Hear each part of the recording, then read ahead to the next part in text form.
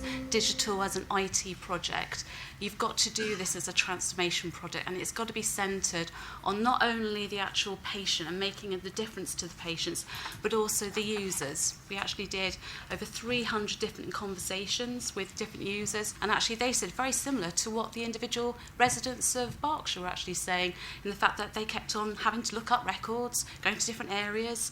They don't have the information at their hands. I feel what we are working towards now is the infrastructure, which we've got with regards to a Connected Care programme. We quite clearly need to be thinking about the actual interventions. How is that shared care record going to make an intervention more easy? And then the final thing you need to be working on is the innovations. We're trying to actually bring in other providers, other systems that can feed into the actual process to really revolutionise the care and the experience and the user engagement for Berkshire. The use of digital technology is not just an enabler. We have seen it drive safer, more effective care. I do think in the years ahead we're going to need digital technology and digital solutions much more. We're dealing with more and more complex patients coming through our doors, and we have a massive workforce crisis. So if we don't use technology, how are we going to keep pace with that increasing demand coming through the doors? I think the 21st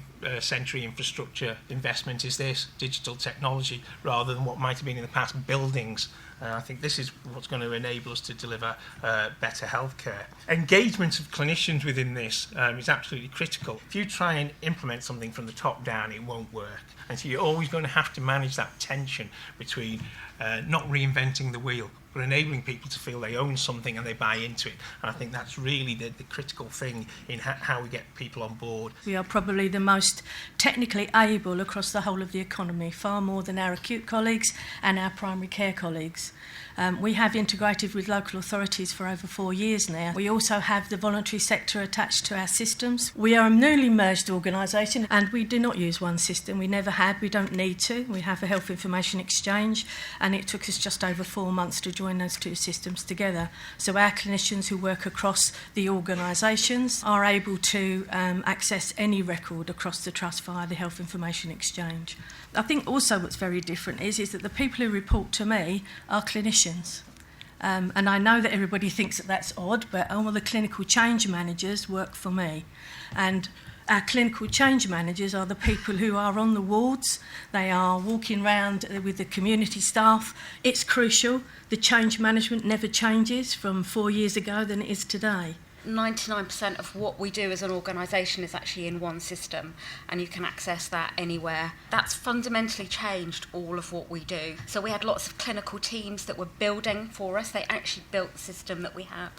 They've been part of the design authorities that support and work out whether we're going to make any changes to the system, and actually talking about what works for us, how we're going to make those next steps. Keith McNeil was our chief exec at the time. He switched it on at 2 a.m. in the morning, and we stopped everything that was deemed non-critical, and that was from the ward right up to the board. The whole organisation for about 3 weeks, unless it was critical, it went on the back burner. We all focused in exactly the same direction. We had trained 12,000 staff in 9 weeks to use the electronic medical record, which is no mean feat, but actually that continuous learning continues, and it continues to this day as we make changes, as things evolve. The first thing I would say is very key that you have your chief exec on board and your board members, especially your clinical board members, supporting this. And then you pick the right clinical managers. You need to pick people with energy.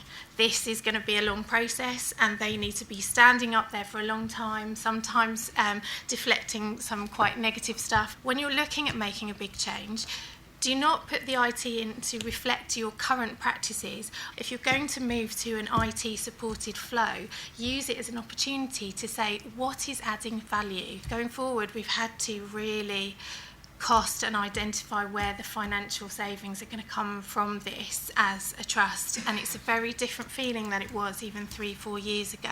In the past we didn't have to do that quite so much. It was much more around qualitative benefits only, and I suspect that's going to be the way that everyone will need to go. So just think about whether you can prove that financial case.